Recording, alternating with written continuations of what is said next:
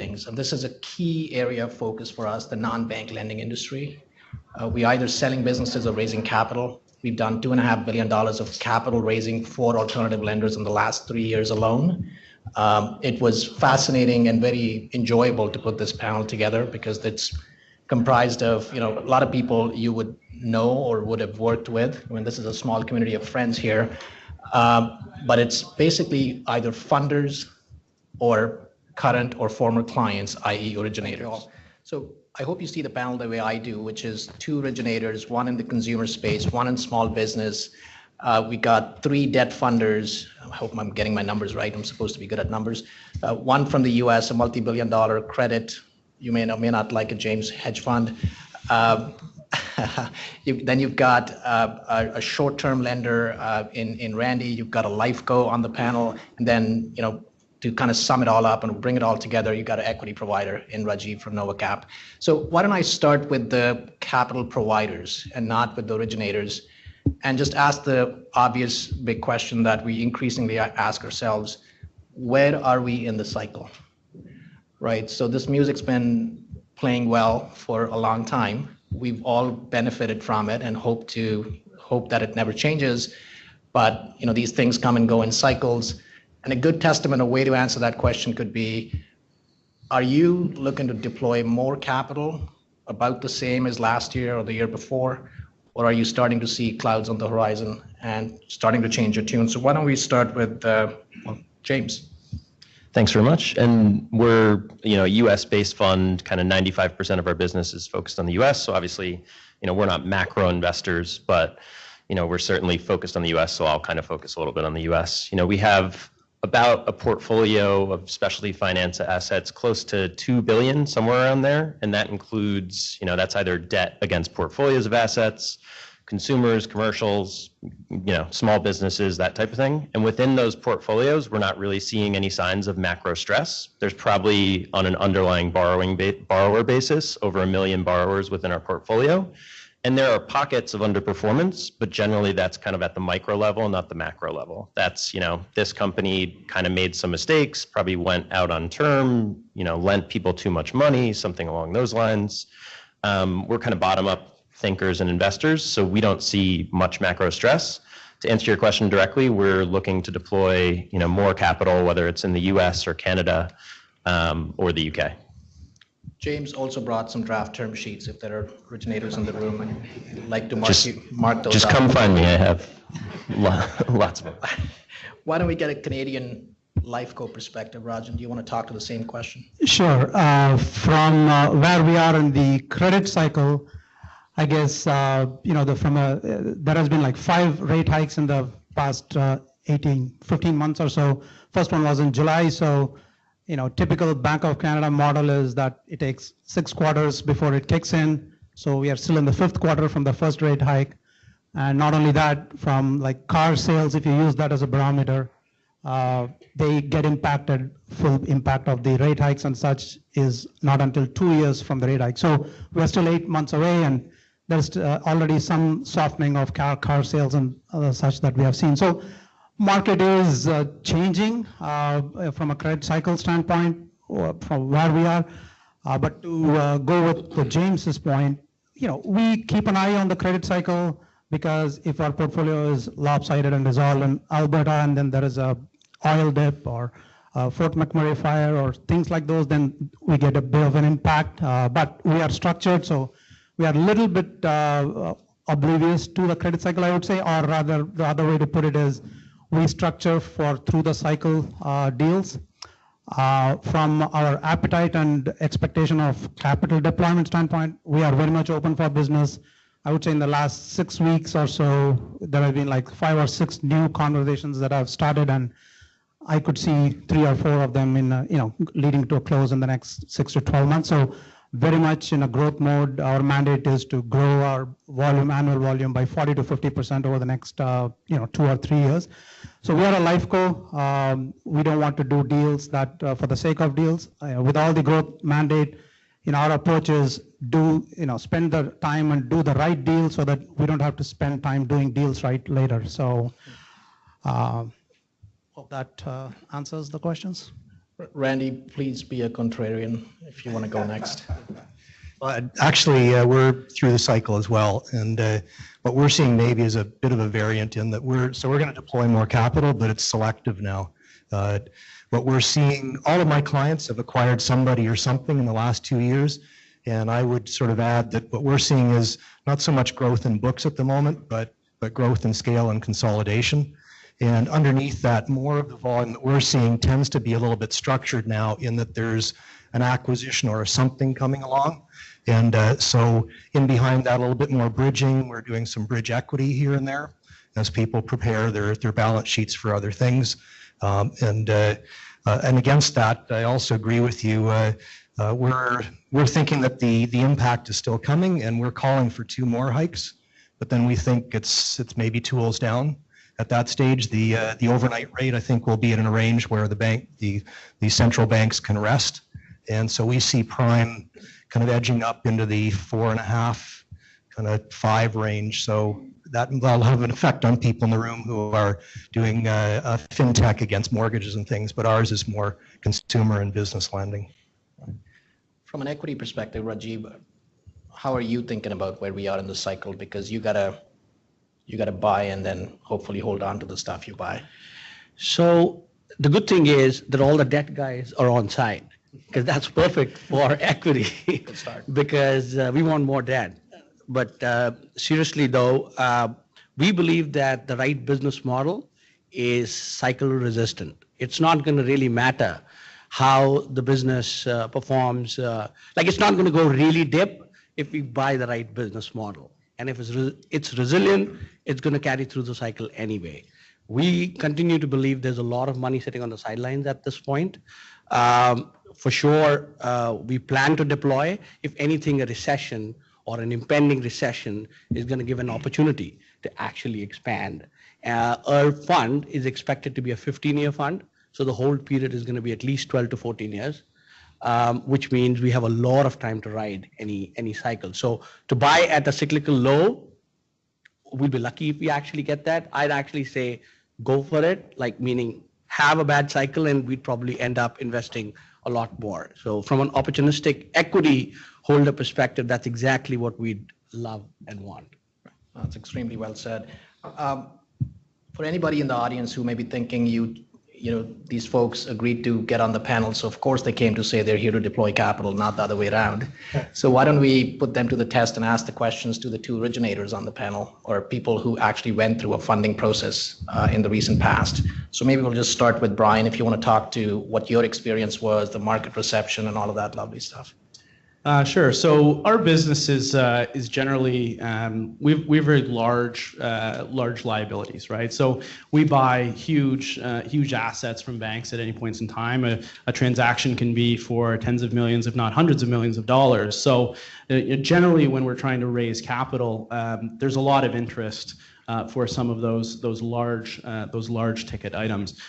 So we've gone through two refinancings in the last 2 years. The first one we went through without an advisor, big mistake, but without an advisor, and basically dealt with the existing incumbent, came in and sharpened their pencils, and we were surprised as we went through that process as to how much interest there really was from other groups, because we're just kind of a little Canadian company up here. We've kind of just done what we've done for so long, but we were finding that parties from all over the U.S., parties from Canada were coming in, and we're very interested in offering. So we received 5-6 term sheets, which were all very compelling. Evaluated them, but ultimately decided that the incumbent that we already had in place was able to match pretty much anything that we were able to put in front of them, and then we didn't have to worry about transaction costs as badly to bring in and sort of unseat an existing party. Fast forward then a little bit, and we'll talk a little bit, I think, later on about our process over over the more recent history, and we were really evaluating what it is that we wanted to do between equity and debt, and we ultimately decided that the short-term solution would look like a debt solution. And again, we were sort of surprised as to how much interest there was in that type of solution and in that type of space. And party basically came to the table, evaluated very effectively, responded very quickly, which is very difficult to do. I mean, I don't think people really put a lot of, think enough about the execution risk of trying to get a deal closed in 3, 4, 5 weeks, which can be amazingly fast for everything that needs to happen. And we were able to get that deal done in a pretty pretty fast period.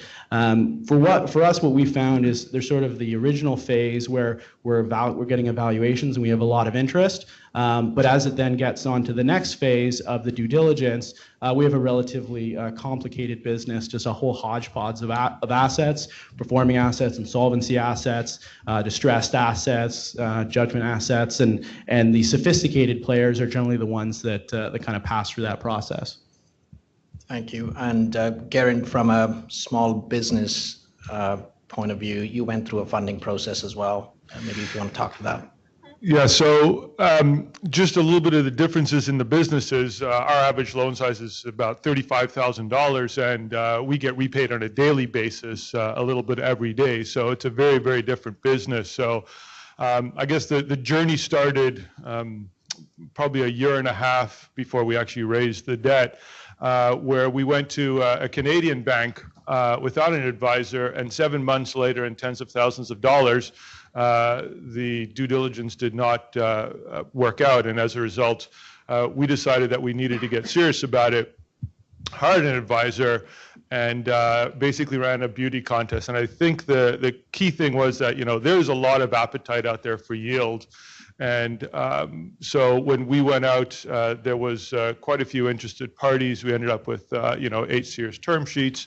We interviewed 4 and had meetings with 4 of them. Boiled down to kind of 2 finalists, let's say. This was the first debt that we'd raised, so there wasn't any incumbent. And based on those, we ended up choosing one because they basically had very similar terms, but we ended up preferring one over the other. So overall, I'd say that there's quite a bit of interest out there. There's quite a bit of liquidity, and we had no issue based on the track record that we had, and I guess a relatively simple, straightforward model that has proven out over time in attracting a number of interested parties. Thank you. Let's have some fun here because I see some people are looking at their phones. So let's do a rapid fire funding war. Let these guys, the funders, compete for some business here. That's what I do for a living. So there are 3 types of funders as a quick reminder. Here there's a LifeCo, there's a short-term funder, and then there's a US-based large credit fund. Let me bring 2 deals to market as we speak here. So company 1, and guys, put your hand up if you want to bid on it. Okay. Company 1 is a consumer lender, point of sale purchases, their financing purchase of couches, hot tubs, and the like. They founded 5 years ago. $75 million loan book today. They're originating about $40 million a year as we speak for the next 12 months, 10 million tangible net worth. These are 3 to 5 year loans, gross yields of 15% or thereabouts, so prime, near prime is kind of the mix. And the ask is $100 million for funding future originations. All right, the American goes first. Go ahead. Where do I sign? I guess I'll go See, they're first. very hungry. Okay. So I think the positive things for a funder such as Atalaya, which is, I think somebody commented in an earlier panel, all credit funds in the US have just raised a ton of money. The bigger the deal, the more interest we'll have. And in this case, the underlying assets, I believe, are 15% yield, so we wouldn't be able to charge, and LIBOR plus 10%. The company would need us to kind of push down the cost of funds as low as we could go and push up the advance rate as high as we could go.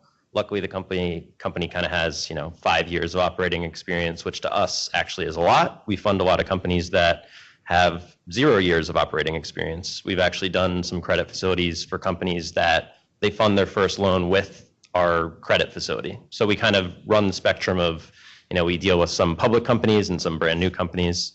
So this company, I think all the terms put together kind of leads me to believe it would be sort of a 90% advance rate or 90 to 95% advance rate if they're dealing with prime consumer borrowers. And what we would do in order to reach that and offer the lowest cost of funds we could get would be we would, bring in a bank partner that we have and we work with on a yearly basis where we close a bunch of deals with them and kind of lever our own unitranche facility to the company in order to give them the lowest cost of funds possible, which in this case, if I had to guess, it would be LIBOR plus 6 to 7%. The issuer or the originator is in the crowd, so pull out your draft term sheet. But Rajan, do you want to comment on that too, if you're a contender? Yeah, I believe so. That's right. Yeah. What did he say his rate was? Yeah. No, unfortunately, I don't work for a hedge fund. I work for a life co, so we would never say never, but we typically would not, win deals on a rate basis, and we don't necessarily compete on rate. We are obviously aware of the market and what the market could bear and what have you. But from a criteria standpoint, it checks a number of the boxes we look for. The tangible net worth of 10 million is reasonable for us. The book size is at 7 times is something that we could live with, maybe a little bit wider actually. The origination volume seems good. 5 years in business is good. Having said that, those have been 5 really good years, so they haven't undergone a cycle and whatnot. So we got to bear that in mind.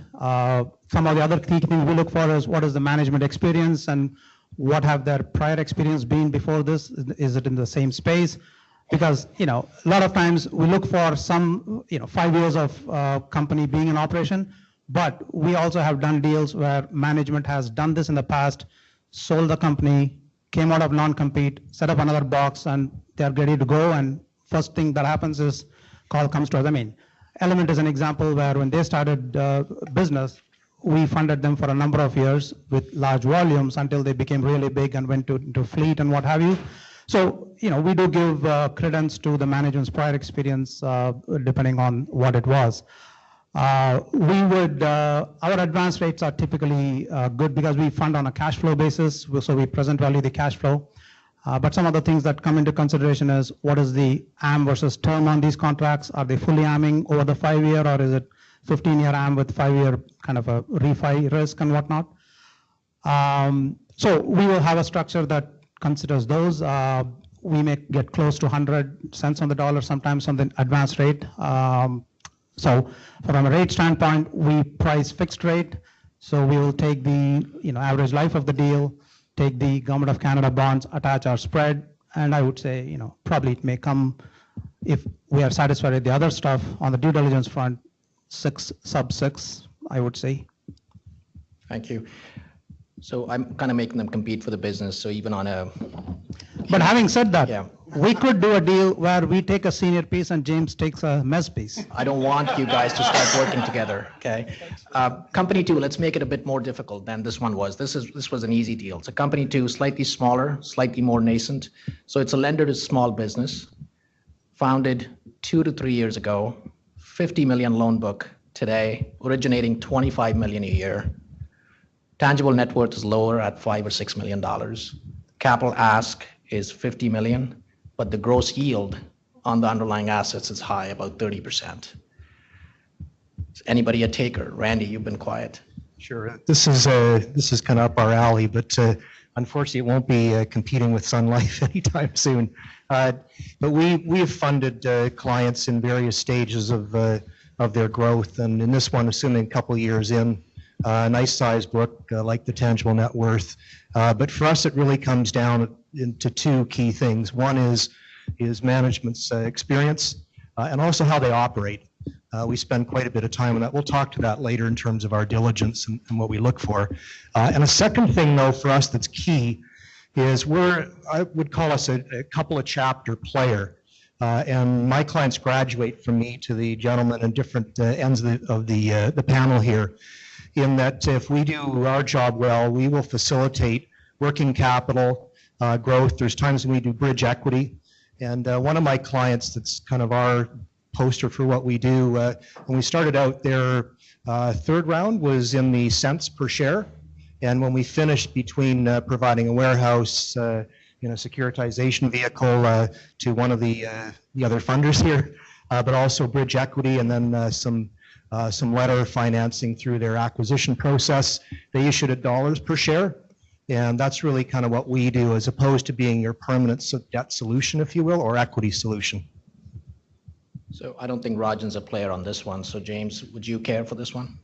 Yeah, we'll take anything. Yeah, so I mean, the positives for this one versus the previous one. The previous one, our cost of capital is generally within the specialty finance space. We think of high single digits, low double digits. The previous one, because it was big enough that we could bring a bank in, we could offer the counterparty kind of, mid to high single digits and, lever our position in order to get to where the yields we need to be. This counterparty, because of the yields it's charging, the lack of experience, hasn't been originating that long, maybe only has a couple of vintages that are, complete, true performing vintages. We would probably be a little more conservative on the advance rate, likely 80 to 85%, which Romit would, push up as high as he could. Yeah, we'll get into 92. Yeah. And then, on a cost of funds basis, because we would need to meet our internal hurdles without bank leverage to increase the yield, it would probably be somewhere around LIBOR plus 9 to 11%, depending on how the underlying data of the company looked. And maybe just for fun, I'll add that to compete with that, we would probably tend to be up in the 95% range. Cost of funds would probably be low double digit. We might get high single, depending. But it all depends on what that corporate development strategy is and where we can see coming back out. We're shorter term players. And I should say one other thing somebody mentioned here, we find a big difference between companies who have sort of tried to do it themselves and an organization that's well advised in terms of their strategy, but also how they see their capital stack over time, so we know where we play and how we come back out for the larger players.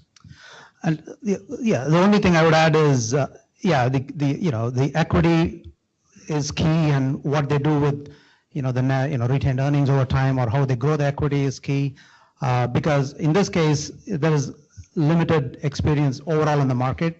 There's probably just one or two players who have a bit more than 5 years experience here, and it has been a good credit cycle. So we haven't seen the real performance in a downturn. So we have seen deals where it's exactly the same obligor profile, same asset class, two different originators, they perform very differently, and don't know why. It's always, how is it originated and how is it handled at the back end? It's always easy to put money out, it's how do you get it back? So, what are the collections and other things that happen to get the money back? So it's, even if we have experience in the asset class, that doesn't necessarily mean that we could use that to structure the deal with a company that has limited experience.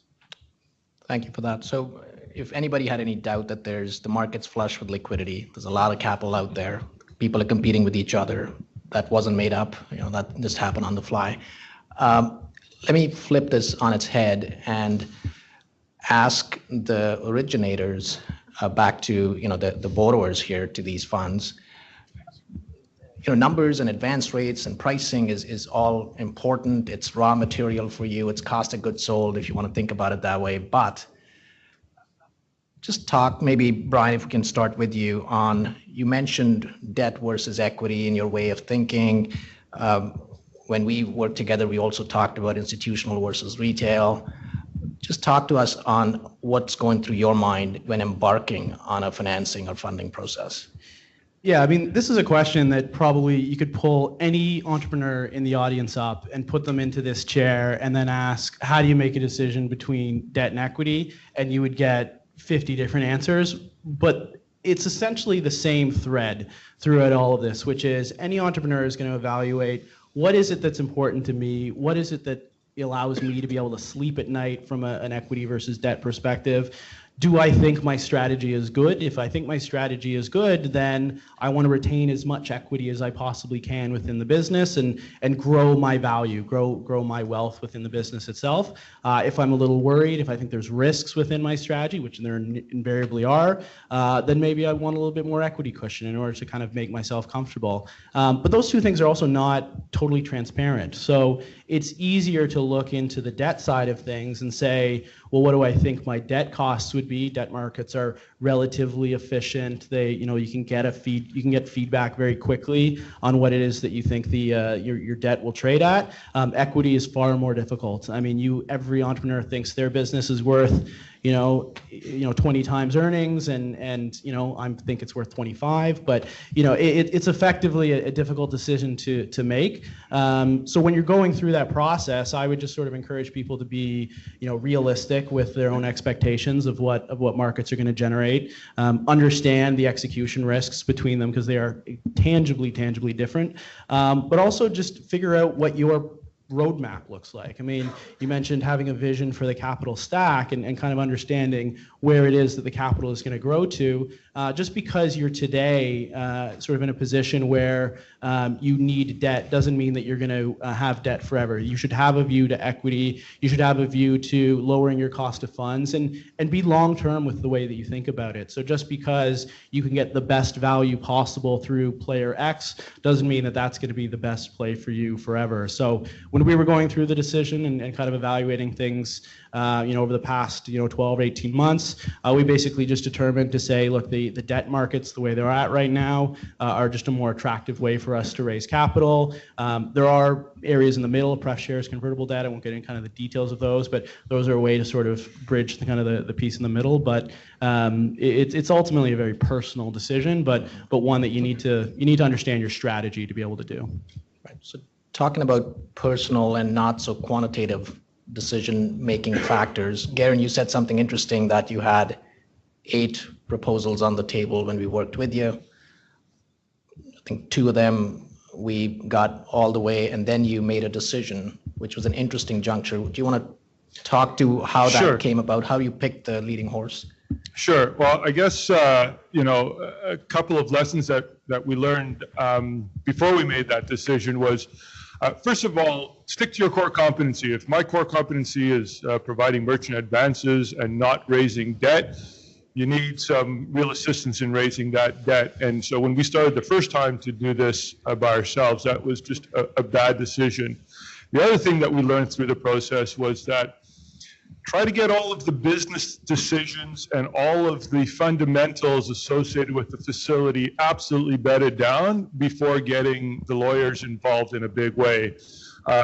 We didn't do that as well as we could have, and because there was 2 U.S. companies and we decided to go with one based in Florida at the end, they needed Canadian lawyers and U.S. lawyers, and we needed our lawyers, and we paid for every lawyer. So at the end of the day, because we didn't have all those business decisions absolutely nailed down, it probably cost a little bit more and took a little bit longer than we would have liked it to.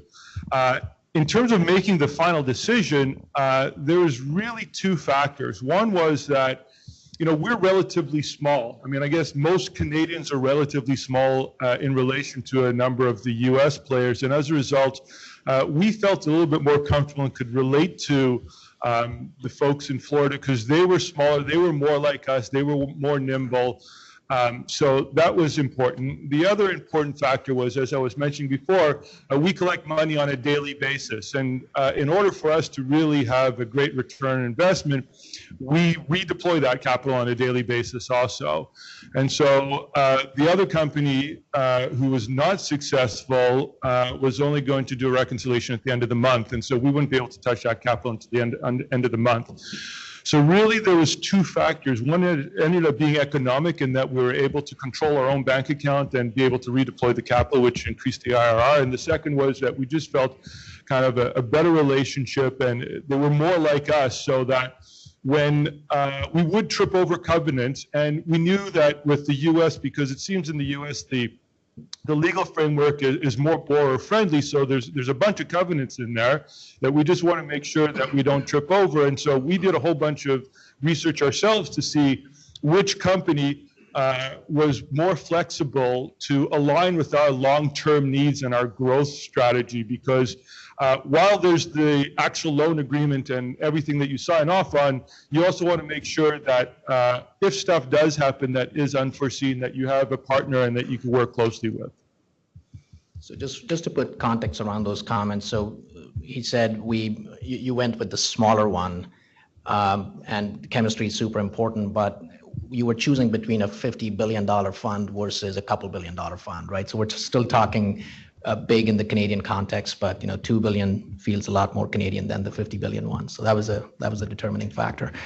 I don't want to lose sight of having the benefit of Rajiv on the panel, because let's face it, I think most people would agree that equity is still the toughest nut to crack for specialty finance companies, right?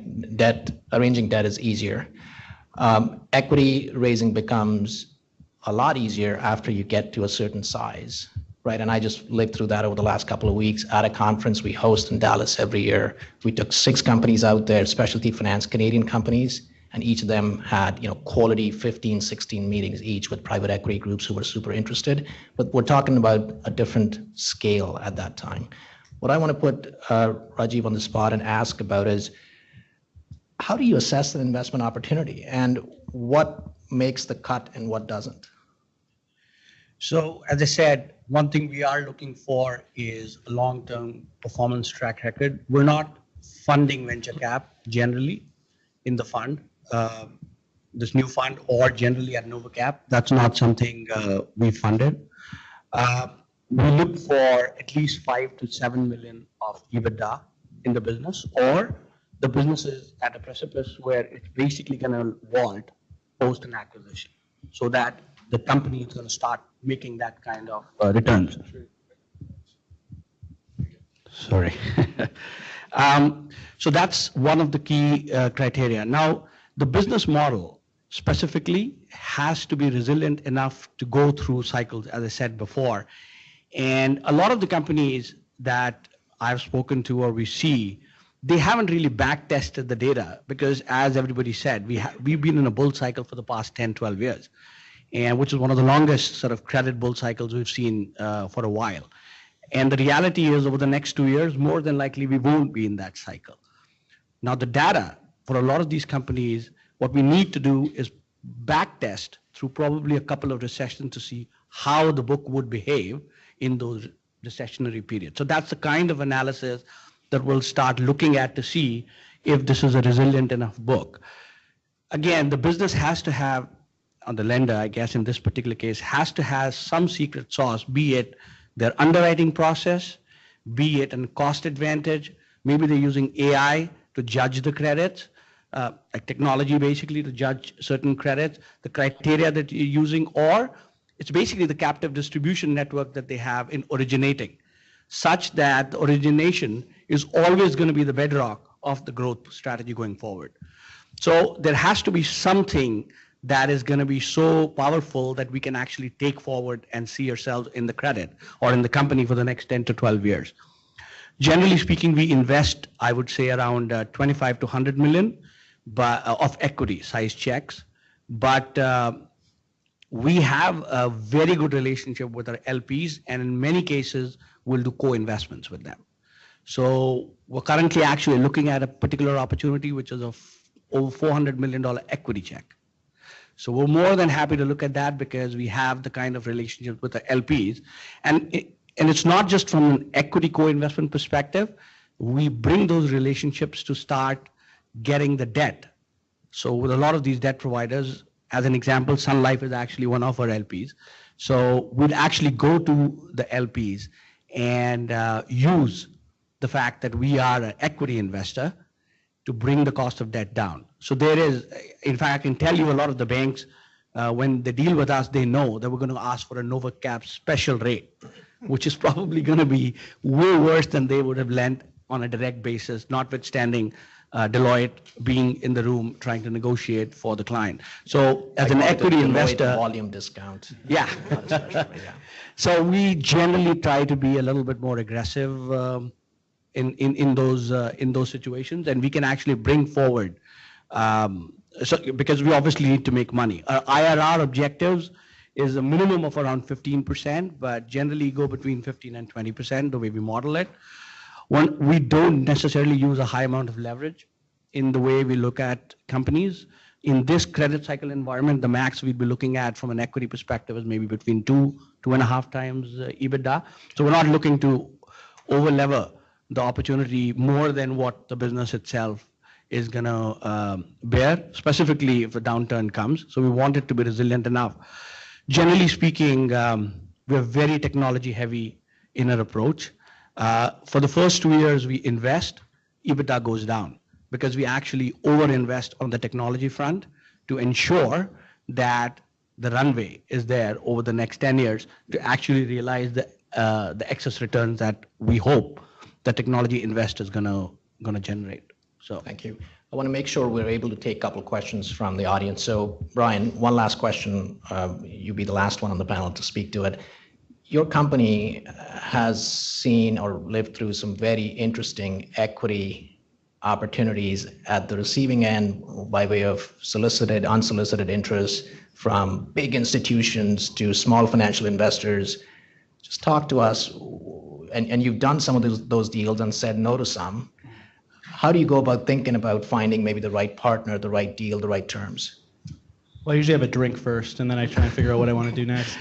But ultimately, there's been a lot of we've looked at deals, as Romit alludes to, big institutional parties, strategic buyers who would look to come in and basically kind of swallow you up, retail parties, partnerships, JVs, international. I mean, it's the whole gamut of things, and we've gone through that process and pushed ourselves pretty long. Far along it. You can't ignore it. You can't turn it away. You never know what an opportunity could potentially lead to. So you push through the process, and it's like porcupines mating over a long period of time. You do it very carefully, and eventually you potentially get a deal. We've done some. We haven't done all the deals that have kind of come to fruition. For me, and this is just speaking for myself, it really ultimately has to come down to strategic alignment. So if you're going to that's a marriage at that point in time, right? If you're not totally dreaming the same dream, totally seeing things the same way, have the exact same vision for the way the business is going to be run, where the opportunities are, it's not going to work, right? It's going to be a fight, and it's going to be bad experience for both parties. So that is kind of number one. Number two is probably governance and management, how you're going to operate the business. And then 3 and 4 are where you get into valuation and liquidity. I mean, thinking about those sorts of pieces first is what gets you into trouble, because if you think about those pieces first, you're not going to end up with the right partner on the other side, and you're not creating long-term value for everybody. Thank you. Just going to open it up for questions from people in the audience. Go ahead, please. So the last cycle, when 121 months ago, outstanding household debt in Canada is about $1 trillion more. Total debt service ratio is at an all-time high. How much more market space do you guys think there exists? Again, I mean, that has kind of settled down a bit now, and consumer spending is down a bit, I guess, now. And today, I think the fiscal update, we expect some announcements on the depreciation for small businesses and things like those. So again, when we evaluate opportunities, it's basically a diversified bet on the Canadian economy, consumer and corporate obligations or commercial obligations. So as we look at credit, because ours are all private deals, all of our deals are bilateral deals. We don't have any rating agencies and don't go by ratings or anything. So we look at actual credit files of the underlying contracts, not all of them, but we pull a few and look at them to make sure that it is consistent with what we expected based on our due diligence upfront. So, and we make sure that it is for a key piece of equipment. If it's a commercial obligor, or if it's a consumer, then are they a homeowner? Is it, for a furnace versus a hot tub that we talked about? Because we think a consumer would treat a furnace obligation more importantly than a hot tub. At least the data shows that hot tubs perform worse than. So we look at those things when we structure the deal, and we may have different advance rates against different metrics here. So the point is, that we look at the macroeconomic picture, but we still believe in our structure and the due diligence we do to advance against the portfolio. We take one or two more.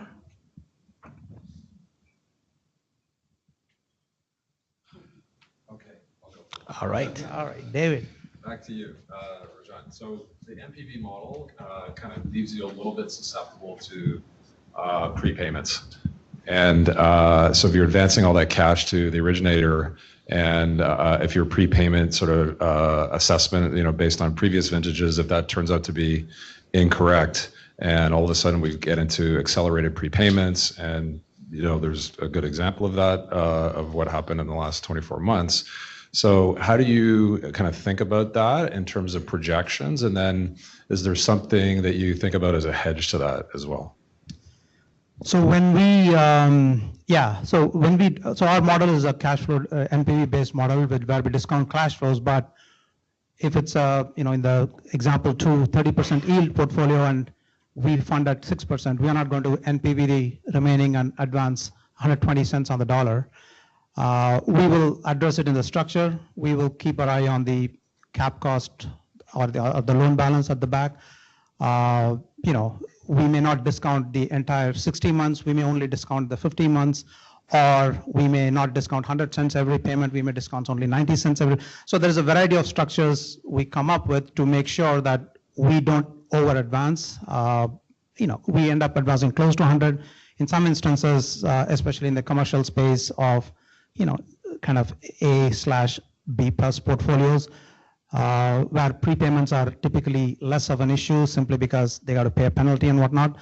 We know that they perform fairly well. So we do give some room for prepayment to our originators as well, where up to 10 or 20% of the portfolio, they are allowed to prepay. But if there is prepayment beyond that, then we charge a penalty.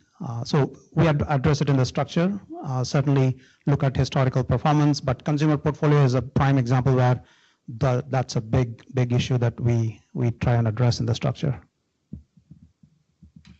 Unless there's one last bonus question. 1, 2, gone. Gentlemen, I'm going to really take a second to say thank you. It's an eclectic group of people, industry participants, for taking the time and talking to this audience. Thank you.